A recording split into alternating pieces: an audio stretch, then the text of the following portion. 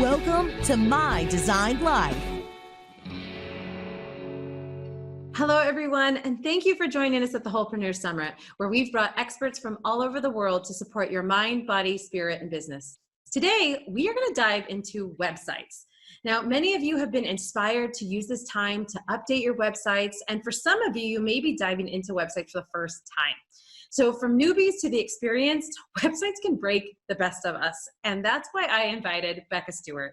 She is a designer and developer specializing in WordPress, SEO, which is search engine optimization, we'll learn about that later, print, digital, and logo design. She will be covering the elements that make a website more attractive and rank higher in SEO, how to beef up website content to hit the ground running, and why it's more important now than ever to invest in your website and your digital presence. She will also demystify the monthly costs that developers charge to keep your websites live and why you should never feel stuck with your developer or hosting company. So if all of that sounds completely crazy to you, don't worry. She's going to come and demystify this. So get ready to take lots of notes and get support from this amazing lady. Welcome, Becca. Thank you so much for being here today. Thank you. I'm so excited to be here. This is so out of my normal element. Well, I know working with you, I have learned so much, and I just always appreciate the way you're able to make things make sense. So where are you joining us from today, first of all? We are right now in sunny Florida. So if ever a place to be quarantined, my backyard is it. It is just gorgeous weather, 80 degrees today. So I can't complain too much. It's pretty sweet down here. Oh, I love it. That makes me. Yeah, we just transplanted from Jersey, so. Oh, right. Okay. Nice to be here. Yeah. Nice.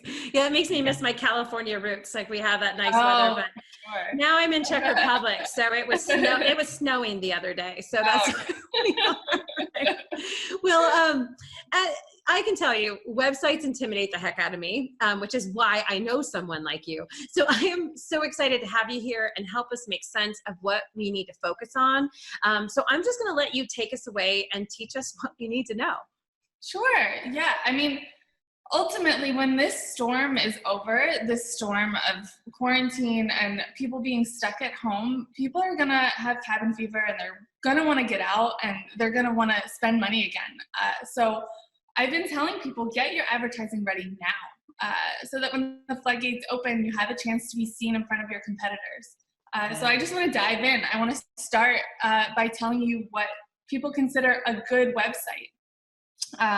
Overall, your website look is important. When somebody lands on your page, they get a first impression of your business, your style, the vibe of your company.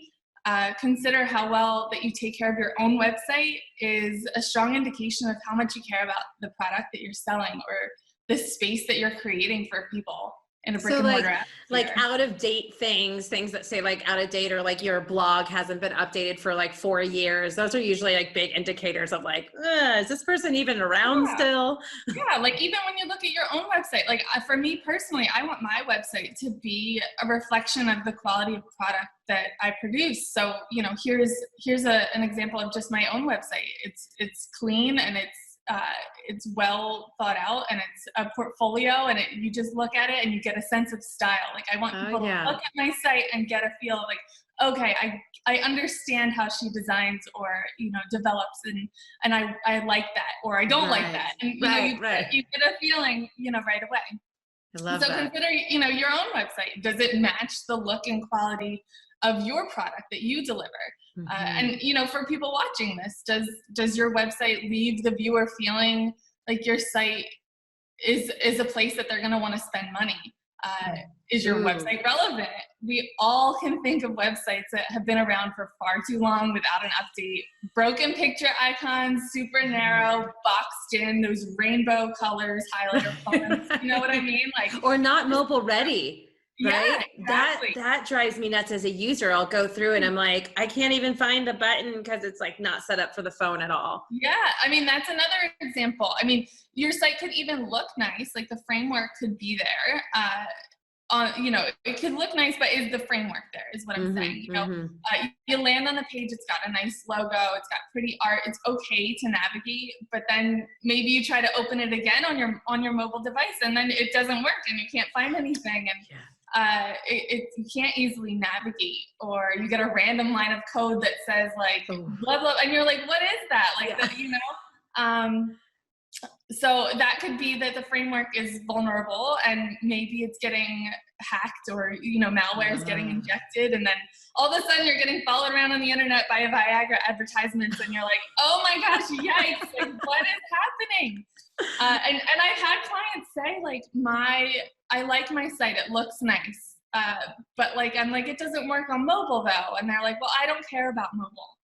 And it's like, a couple years ago, it wasn't a big deal to not have a mobile-friendly site. But now it's like, if you don't have a mobile-friendly site, not only are people having a hard time actually viewing your site, because they're likely viewing it on a mobile device. The majority of websites do get viewed on mobile. But you're also falling now down the SEO ladder, because Google is not going to rank you as high anymore because you don't have a mobile-friendly site. Yeah. Are you going to go into SEO and what that means later? Yeah, for sure. Okay. Yeah, we'll get there. Okay. So yeah, you're getting pushed down the SEO ladder if you don't have a mobile-friendly site. And now companies that are younger than your companies are coming out with sites that are mobile-friendly, and now suddenly they're ranking above you. So it's like, ouch. Hey, I've been here, I've been ranking at this spot, but all of a sudden these baby companies are just going to come in and just take over. You got to keep up. Oh, yeah. For sure.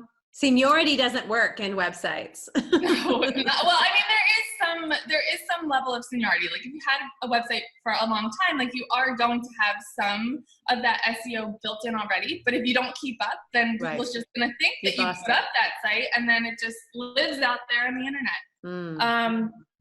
And also going back to the vulnerability of the framework, if you get targeted with malware one time, you are going to be continually targeted with malware until your site is secure. So once you have a vulnerability on your site, you're tagged by the dark web, by the people that have way too much free time. And that was before quarantine. Imagine how much time they have now.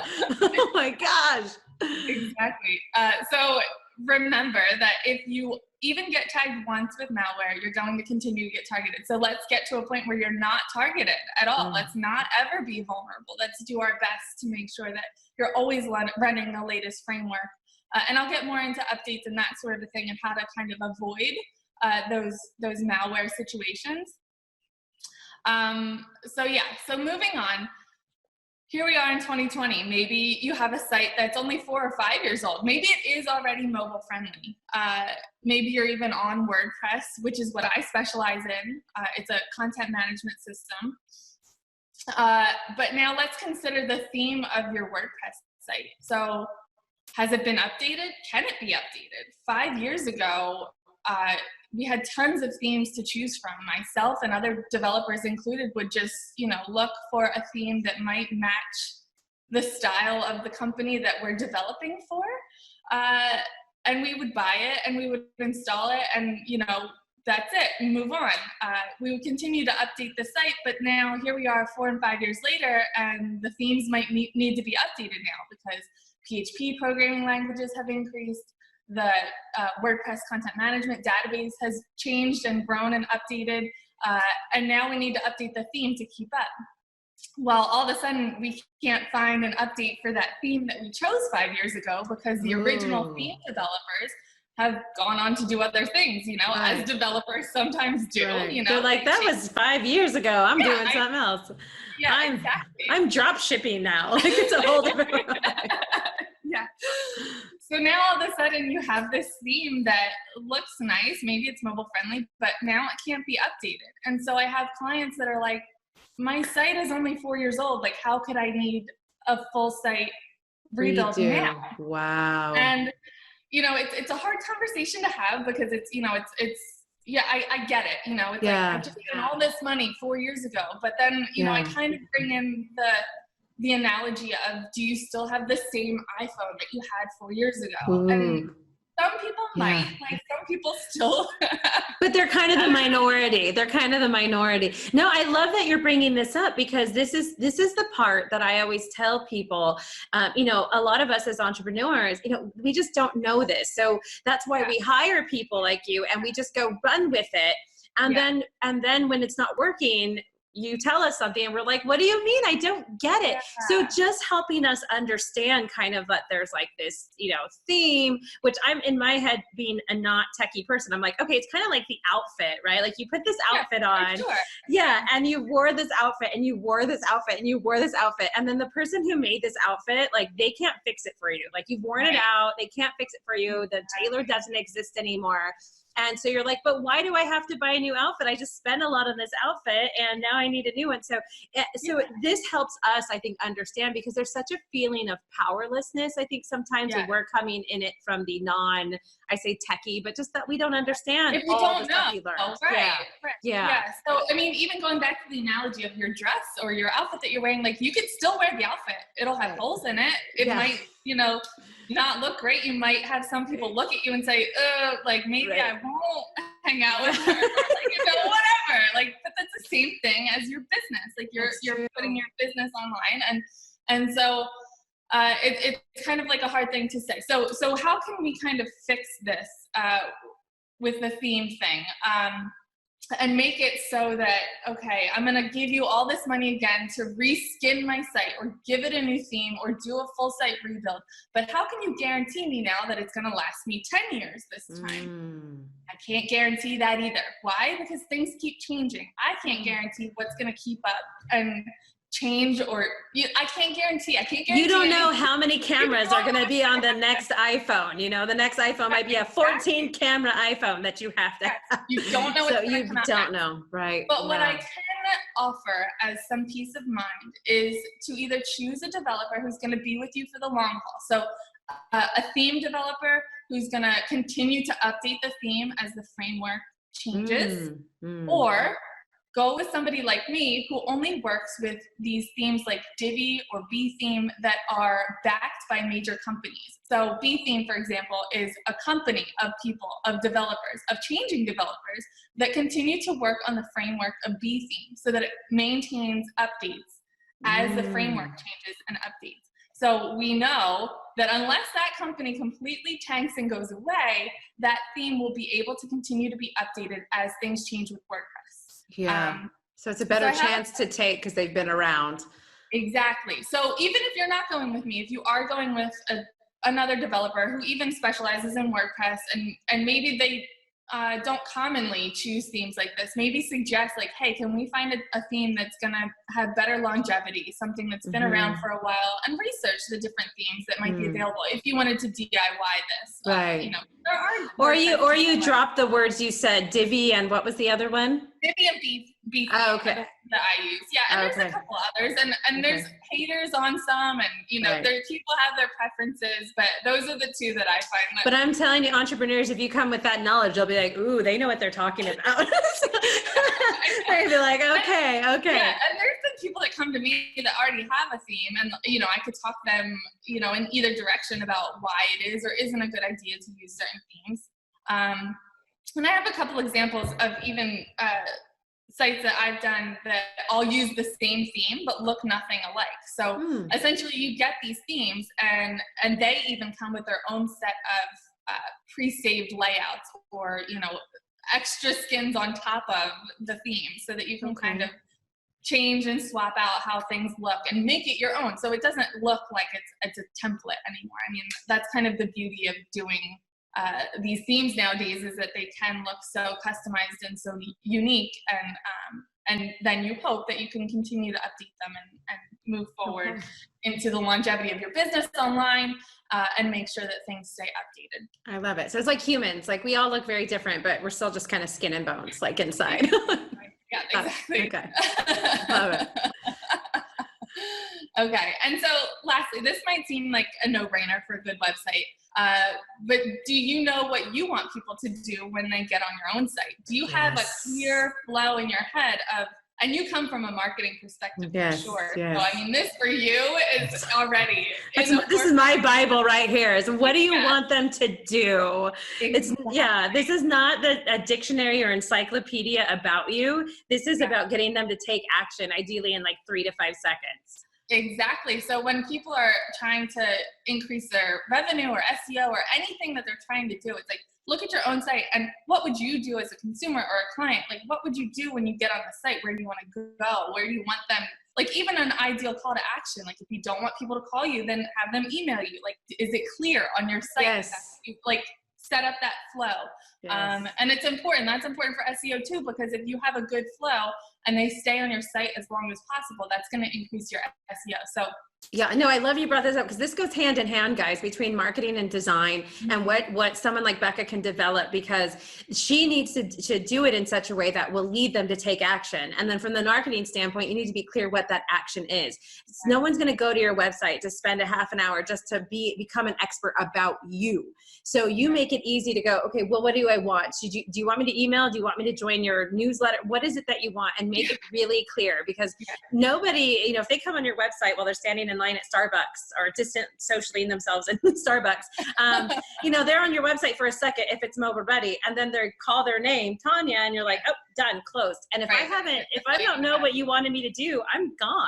I'm off. I'm drinking a latte. So I love that you brought that up. Okay. Yeah, for sure. Yeah. And so marketing, websites, it all goes hand in hand with even your SEO, because like I said, you want them to engage more. So let's dive right into SEO now. Mysterious SEO. Mysterious, yes, for sure. It doesn't have to be though. Yes. It's not going to be after this. It won't be after this. Okay, so I recommend taking the time to focus on the content of your website if you're in a holding pattern because of the quarantine. Framework and stability are important, but the content that makes up your website is what really weights your SEO, how well you're ranking on Google. The more content, the better. Keep in mind, for this, quality and quantity are key. Here's the secret. This is the secret of SEO right now. Do your content updates right now while things are slow, because it's going to take 3 to 5 months for your organic SEO to really grow legs and run organically. So while you're slow, while major corporations are maybe taking a break, beef up that content, make it really high quality, and even consider editing old blog posts or things that didn't get a lot of play the first time that they were written. Really try to improve the quality of them and make it something that's worthwhile that people are really going to hold on to and read. It's gone are the days of flood writing. It's got to be, you just got to be on your game. Actually add some value. No, I love that. So I want to just reiterate that, guys. So what you're doing now is going to pay off in a couple months. So the sooner, the better. So if if you're planting a seed and you're expecting like that next day to see the plant, like you're on the wrong game right here. So, and I think a lot of us do that. We're like, I did the SEO, Rebecca, what's happening? Why isn't this happening? And nothing changes, and they're like, nothing's changing. It didn't 4 work. or 5 months later, and they're like sitting there still waiting. And I'm like, it just takes so long. It does. For the organic element of it. Can you just real quick just go over like search engine optimization, like break down the mystery of just what that even in itself really is? What does that mean? Yeah. So, I mean, it's as simple as possible. Yeah. I mean, so Google has this algorithm, and they don't tell you what the algorithm is, but there are people that sit around and just try different things to try to figure out what it is that Google is changing throughout the years, throughout the days. Like it could change, they could be changing it right now. They change it all the time. So the algorithm is just the components that make up where you are ranking on a search result. So there could be a number of different things. And like I said, it does change. And I'm going to give you just a quick rundown of different things that are ranking now on the algorithm that you can make real changes to and see a difference again in a couple months. Right. But yeah, I mean, it's like, they say it's like a black box of information because nobody really has these tangible pieces. There's not specific rules. It's all just sort of like, not so much a guess, but like a calculated kind of figuring out of what Google is liking. Right. So Google is the search engine. So, I mean, there's other search engines, but I think Google's the most we're familiar with. They're obviously top. So when we say search engine optimization, Google is the example of a search engine. And so when someone's putting something in there in relation to your topic, if someone says, website developer, and Becca wants to be somewhere in that search result, there are things she needs to do that can potentially optimize her showing up in that result or the higher result. So when she's talking about Google ranking, it's really about when someone's searching, are you going to be part of that search? And there is no clear-cut defined rule or book that Google gives out to tell you how to get there, but there are things that people have learned, and it's constantly changing, but there are some things, and she's going to share, as she shared with you now, certain updating your blogs, updating some stuff, seeing what works, your keywords. There's all these little hacks for now that you can try to help boost that. So overall, that's what, in a nutshell, SEO is and what she's teaching you. So yes, please go on. You were talking about trending stuff or something. Yeah. So, I mean, just from a content standpoint, we can look at how you're writing content. And a lot of people will write content maybe in a Word doc and supply it to their developer or whoever is going to be updating their website. And this could be true on any kind of content management system, Wix, Webull, all the W's, WordPress. It could be Squarespace, anything that people are, adding content to. I recommend that you add content in the heading tags, the H1, the H2, and then have your main copy, and then also have your links that go on and off site. So I have an example that we can put up, and you can see that you have your headline in the H1 tag. And now with the headline, I just want to give a tip here too. Consider when you're writing your headlines that you're writing for the voice activated searches. So when people are talking to Google, like, hey Google, and Google's probably going to go off now. Right. Hey Google, or the Alexa or your Siri. Yeah, Siri, Alexa. So how do you tie a shoe could be a good example of a headline. For your subhead, you're going to have a lot of keywords in there as well, because those keywords are going to be wrapped in those head tags. So why are we using these head tags? Because Google reads these head tags first as these keywords, because it wants to try to figure out your content through its robot. It's trying to read and understand. And ultimately with SEO, like it's trying to do the best for the person who is Googling. So it's trying to find the website that is the best fitted. So we say this algorithm, we say try to follow and align with, all of these things, but it's really just to give the consumer and the viewer the best possible example of what an answer is going to be. The result of what they're looking for, right? So, and I just be that result. Be that result. Like, gone are the days, and I'll just quickly chime in with the marketing thing, of like trying to be cute and clever.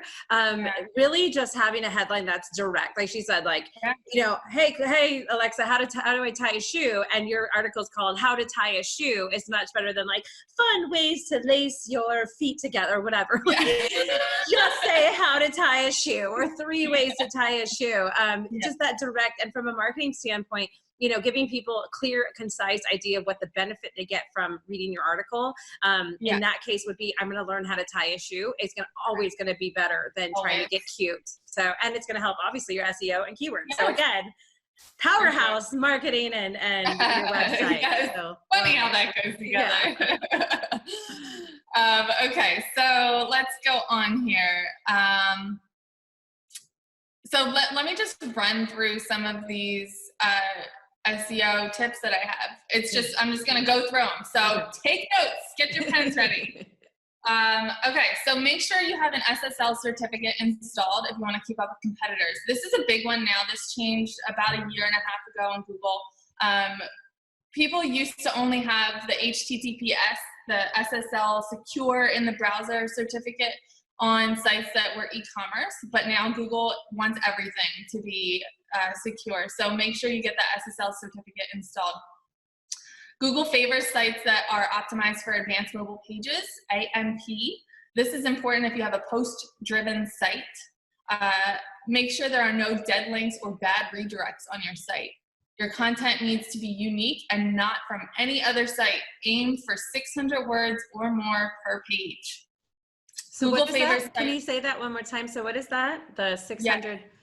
600 words per page if you're writing on a page like an about page, or if you're writing the how to tie a shoe, 600 words or more about tying a shoe. So if you have some like just a pair, like a couple sentences, it's not a good thing. Yeah, beef it up. Okay. Now's the time. You have time. You're at home. Do it. Right. Nice. Okay. Google favors sites with the following pages that are easy to navigate directly from the homepage. Privacy policy, that's a big one. That's a big change that happened last year. Your about page and your contact page. Your contact page should be the last listed in your navigation bar. So at the end of your navigation bar, contact should be the last one that's in there. An FAQ page, or even a section on your homepage with frequently asked questions, is a good way to include the voice search style text. So it's kind of just like a surefire way to just be like, here's a bunch of questions and here's a bunch of answers, even if they're all basically the same question, but said a little bit differently, and then you can add different blurbs of information in each one and still all keep it on the same page. It's a quick way to kind of add that little tip. I love that. That's great, because you're putting it in question form. They're asking in question form. Right. Ooh. And it doesn't look weird to the viewer to read it either. It's a FAQ. Love it. Yeah. Remove all hidden content. That means eliminating drop downs from your homepage. So again, gone are the days of just click and then you have a mega drop down menu. If you can, if your site allows for it. And I'm not saying that these are black and white rules for everybody. There is some gray area that people that have huge sites can't always do, eliminating the drop down. But if you can, try to eliminate your drop downs. Try to add all of the things to your main navigation bar, or put them on your homepage somewhere as buttons. So have the top things in your main navigation bar as you scroll down the page. If you have a list of services, list out your services on the homepage with big buttons to click and go through, versus having a services button and then a drop down of all of your services. So still keep those services as separate pages. That's going to increase, your page quality and the size of your site, the navigability of it. But make it so that they're not all hidden in your drop down bar, because if Google's looking at your pages, they can't see that there's a drop down menu there. They only see what's listed. Right. I love that. So you can have your main stuff, and if you have 14 services for some reason, she's saying like you don't put them necessarily all on the top navigation, because that could be insane, but you could put them on your homepage as buttons, and then they would still take them to another page, but you're kind of, again, you're beating the algorithm, or trying to. I love that. Yeah. Same goes true for your slideshows or your carousel images on your homepage. So if you have anything beyond just one major hero image on your homepage, Google's not going to see it, because it's only going to look at one thing at a time. So if you have 4 or 5 slides on your homepage with text over top of them that maybe have great keywords, Google's not even going to be able to see it. It's not even going to be able to read the alt tags that you have written into your images. So every image on your homepage should have an alt tag on it so that Google can read it. It can't, I think it can now kind of determine what a picture has somehow. Yeah. Here we are. Somehow, yeah. Okay. But you also have to tell it. You also have to add those keywords to kind of direct, the users to your site. So maybe just stick to having one image on your homepage, not a carousel anymore. That's kind of another trend in websites, is that we're getting away from the epic sliders that used to be such a... maybe less is more as we move into a new century, so. Here we go. Inserting a lot of sidebar content is a good way to increase engagement as well, and also page time. So increasing engagement increases the amount of time that a user spends on your site. And the more time that they spend on your site, the more hours that your site gets for having traffic on it, which increases your SEO, because Google thinks, hey, people are spending a lot of time on here. People like being here. Could you give an example real quick of what a sidebar content would be? So you could have, like, in your sidebar, you could have other ads to stuff on site. So if you offer like a freebie, or you have like, a free download or something, you could have an ad in your sidebar that says, click here to learn about what this is, and you can click on it and it goes to maybe a different page. Great. You could have like an email subscription form in the sidebar, social media links even. But you really want to stick to more stuff that's going to keep you on site. So anything that you can do to click through ads for on site, or even if you have not frequent, or I guess frequent, popular posts, recent posts, events. Events Okay. would be a really good thing. Okay. Awesome. Yeah. Thanks. Yeah. On your homepage, again, clearly and articulately state who you are and what you do. So you even want to say, like, I'm Tanya, this is what I do, and just spell it out for people. Dumb it down, make it stupid. Like, make it say, like, I am Becca, I do websites and I do graphic design. Like, it's just, even if it's like people are obvious, like, just say it. Say what it is. Yes. I love that. That's marketing again, guys. Clear, concise. You got 3 to 5 seconds when they show up on all this work you're putting on this website. 3 to 5 seconds for them to understand what you do, how they get it, and if they want it. Like, make it clear. Stop. The days are over being cute. Yep. And if you're on WordPress, make sure your database theme and plugins are always up to date. I'm going to touch on that as the last part of this. Okay. And then always add, change, and improve the content on your site regularly so that Google considers your site and your content relevant. So ever-changing stuff is key. So keep adding posts, keep making relevant content changes, even if you're updating the same page with an event. So if you have an event that recurs every year, keep updating that same page, because it's going to keep bumping up. So if you have, Wholepreneur Summit 2020, keep the same page, change it for next year. Okay. Is there a amount of time you would recommend, or does it vary, like at least once a month, once a week? So a year ago, it was once a month. I think it's more of like once a week would be ideal if you can make a content update to your site. You can schedule posts too on WordPress.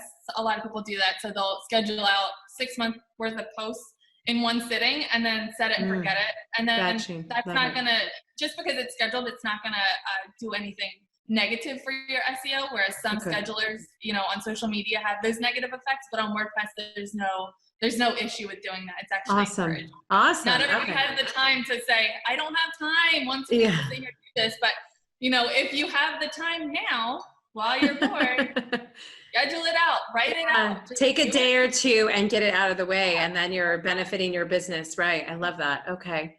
Yeah. All right. So this is the last part of, what I'm going to be talking about. It's a question I get kind of frequently. It's how much should things cost monthly from a developer's standpoint? So I have some clients that are just my graphic design clients, and they might have a website elsewhere. And they say, am I getting ripped off? I'm spending $40, $50 a month for my developer, but they're not even making content updates. Where's that money going? Am I just getting raked over the coals? So I can't speak for every developer, but I can let you in on what I can do and what I charge and where that money is going. So on my white label hosting plans, I can host multiple sites with my trusted hosting company. Some websites are bigger than others, and so when one hosting plan is full of multiple sites, I have to start another hosting plan. So that's a cost to you. That's a cost to you that you have. And hosting is just for it to exist on the internet. Yep, that's where your files are physically sitting. Think of like a hard drive in somebody else's field that files are sitting on. That field is always going to be up and running. Okay. Generators, it's good to go. So it wouldn't be fair for me to charge somebody with a one-page gallery site that has a ton of different images more money than somebody that has a 100-page site of just text, where in actuality, the one-page gallery site is a bigger site because the images are bigger than just what a normal text page would be. Right. So there's kind of like, I give everybody one set monthly hosting fee. Doesn't matter how big their site is. When they start getting so big that it fills up its own hosting plan on my white label hosting company, then, we get into a different conversation. But for the majority of sites, they can all be hosted. Multiple sites can be hosted. I can have 20 sites on one hosting plan. Okay. So it's really, there's a fee that you're paying to have this, to host it, to manage it. And so as long as it's all relatively equal, it can be the same, unless some behemoth comes in. It's like, I want videos and pictures on 100 pages. Yeah. Okay. Yeah. So then there are backups. So I back up daily on a cloud for the majority of my websites.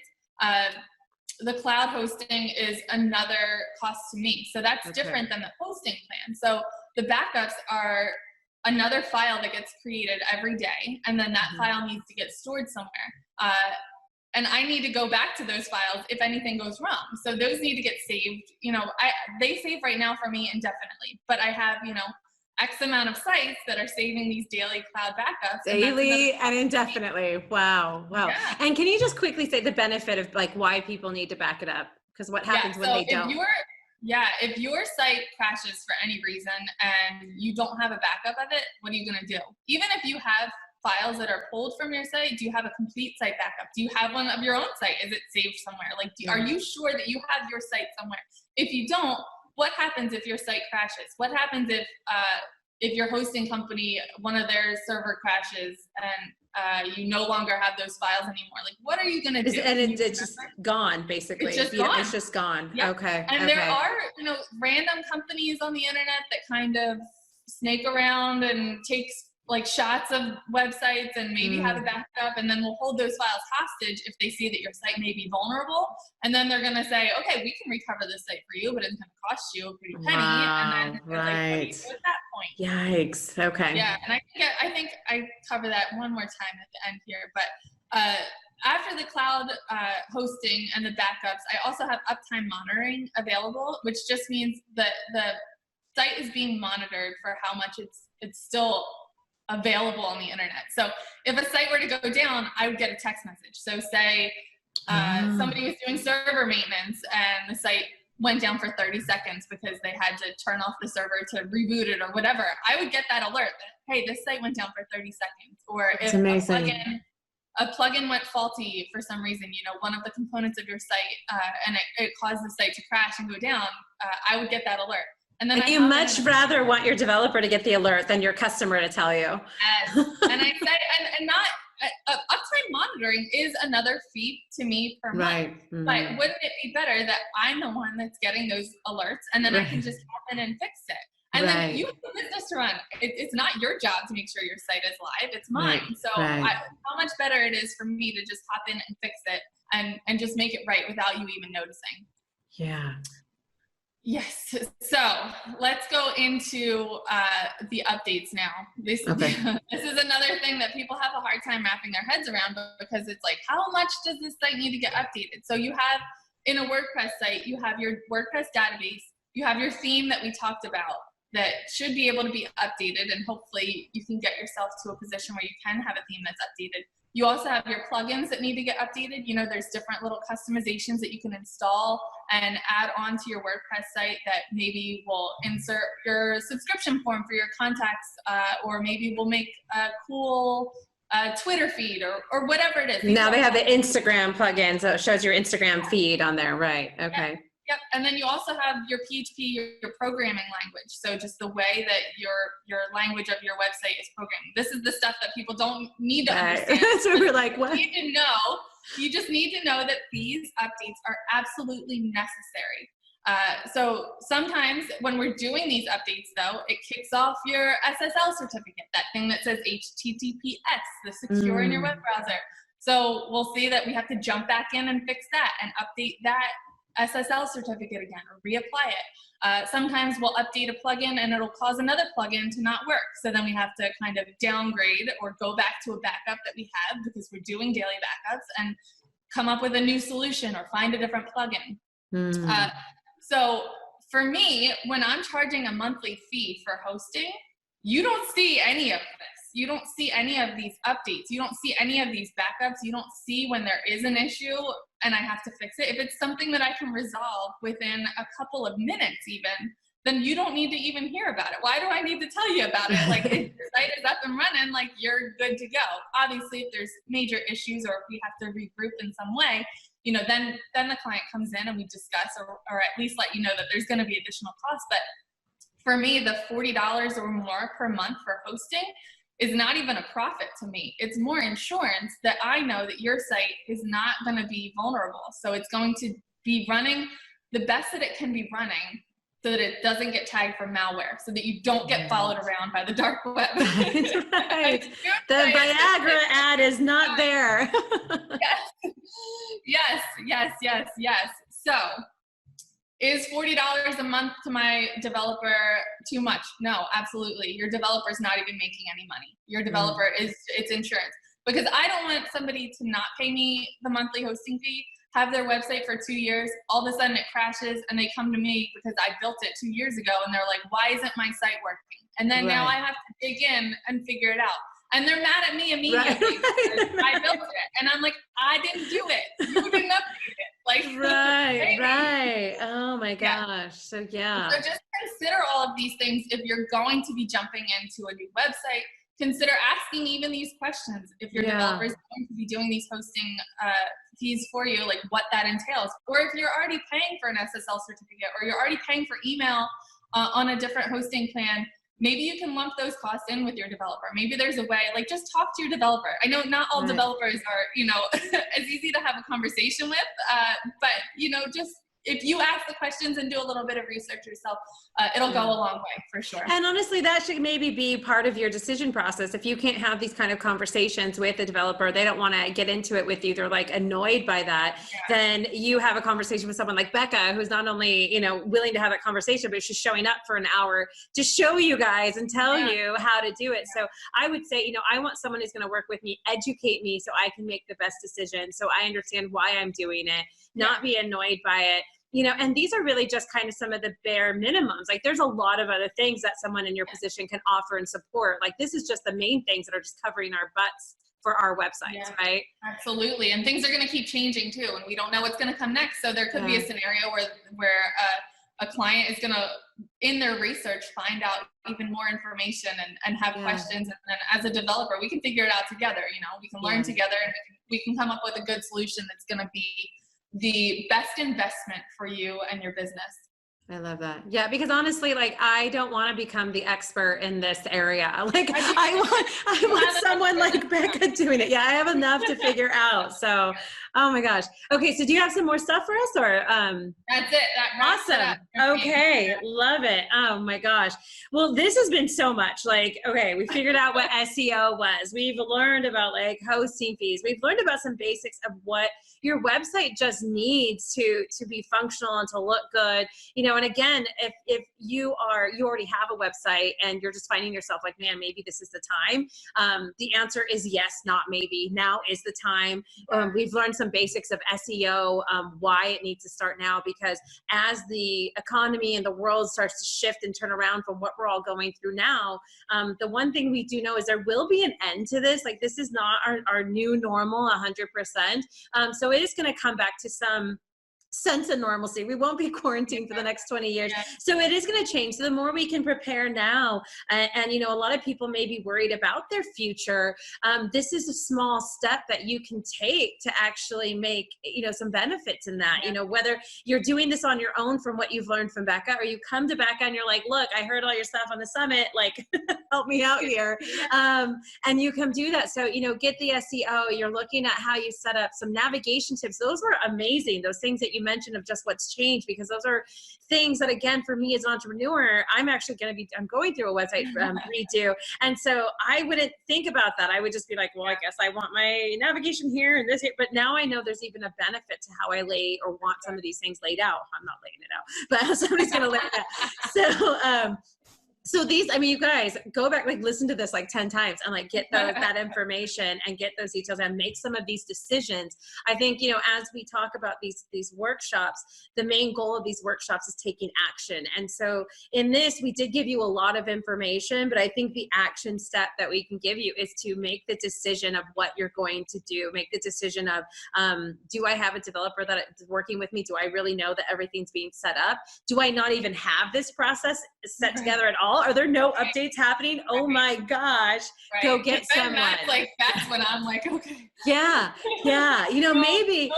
Like it just, you have to get the framework set up. Yes. And that's a good point, because if you do have a website that hasn't been updated in years and years and years, like I have a lot of people that come to me and say, all right, can you just make these content updates or make these changes? And I'm fearful to do those minor content updates or changes, because it could kick off like a snowball of issues for that website. So just keep that in mind. If you haven't updated your site and you go to any developer, me or anybody, and you say, just add this page. Or I just want a blog, or I just want a new blog. And then all of a sudden your site is broken. That's not the fault of the developer. Here I am standing here. I'm like, it's not our fault that happened. You know what I mean? So consider just doing a new site rebuild. And if you have all of your content written and you have a lot of stuff already on your current site that might need to be updated, you can still carry that information over. You can still copy and paste the text, you know what I mean, into a new page. And is there like a health update you could do? Like how do you, maybe you just don't know. You're like, I don't know. I know I haven't checked it in a while.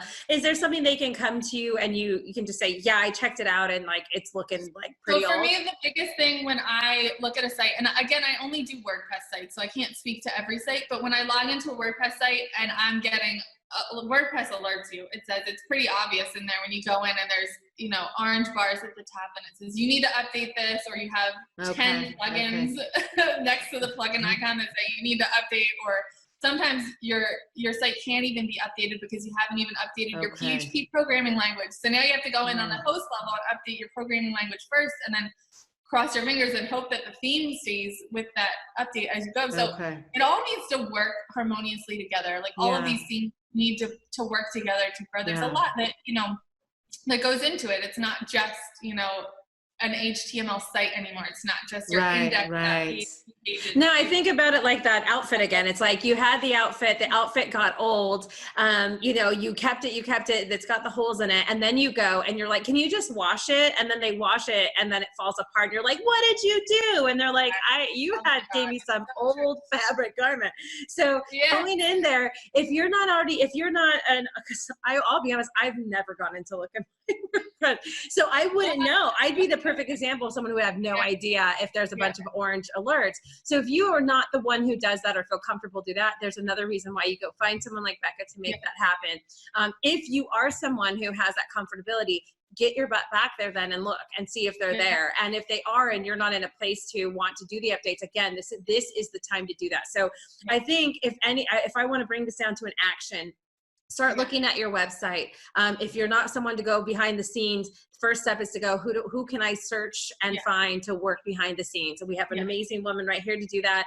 But go, who can I do that with, and get the ball started. That's like really the simple step. Someone to just give you the health status of your website and say, hey, you know what, you're actually pretty good, or like, oh my goodness, not okay. And then go from there. Don't start with the overwhelming idea of like, oh my God, a website update. Just see what the health is first, and then maybe make a list of some of the things that you do know you need to, like, man, I haven't updated my blog. Maybe I don't even want to blog anymore. I thought I was going to do one and I hate writing, so now you start making that list. And I think if you can do those two things alone, make the list and find someone, or go back there yourself, that will give you the starting point to know where to go next. Like, don't worry about the end result yet, right? Just start with like the checklist, your wish list, right? Right, exactly. I think that would be amazing. Well, so this has been amazing. Before we wrap up today, Becca, please tell them where they can find you, how to work with you, all your wonderful details. Yes, so my name is Becca Stewart. Again, I live in South Florida right now. I specialize in non-e-commerce WordPress websites and graphic design. My ideal clients are small businesses or businesses that are just starting up. Hey, what a time now to start. Why not? And I enjoy doing new site builds and total site redesigns. I try to avoid picking up, websites that are about to be broken for that reason. So let's have a look. Let's have a look at where you're at. I'm a proud work-at-home mom. I have 3 kids, 5 and under, so you'll hear them chirping in the background. So the best way to contact me is to send me an email, becca@ileydesign.com, and then we can schedule a call from there. Yes, and that's on your website, Iley Design. Yep, you can also follow me on Instagram or Facebook at Iley Design. And I have a fun bonus for anybody who's stuck with us for this entire presentation. So for 4 people, the first 4 people who get in touch with me, I will give a $500 off coupon for a total site redesign. So if you want to completely redo your site, or get started with a brand new site, $500 off is the most I've ever offered before as a discount on a site. There's your incentive. Yes, that's my incentive. So it's that would be a good boost to get somebody started. Yes. And I can provide, a rundown too of what that might include if anybody's interested. So just shoot me an email.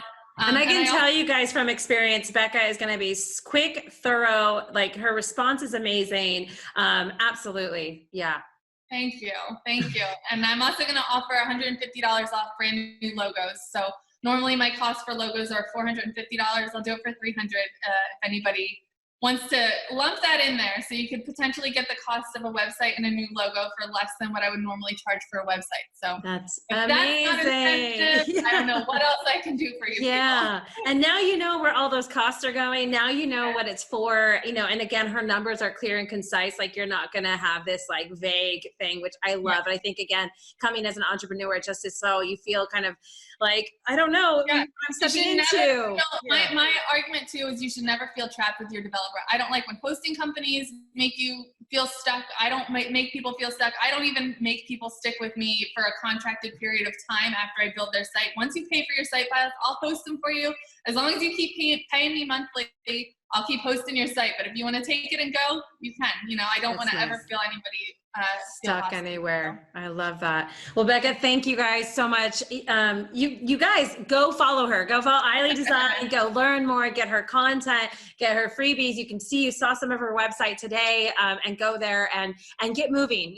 Websites are the door to your business, especially now when a lot of us have had to shut some physical doors. Yeah. So this is the time to really step that up. So thank you all for showing up to create your best life, your best business. As you know, this summit is free. So if you enjoyed what you learned here today, we'd love your appreciation in the form of shares, likes, comments, and follows. Connect with our presenters. If you haven't already, please check out our weekly show, My Design Life, where we test methods and habits to live a life you love. You can also connect with me at Tanya MFK and at My Design Life Show on Facebook and Instagram. And you can also learn more about our workshops, courses, and coaching at TanyaMFK.com. So remember, your someday starts today, right now. So make it the best. I'm Tanya MFK, and I'll see you next time. Welcome to My Designed Life.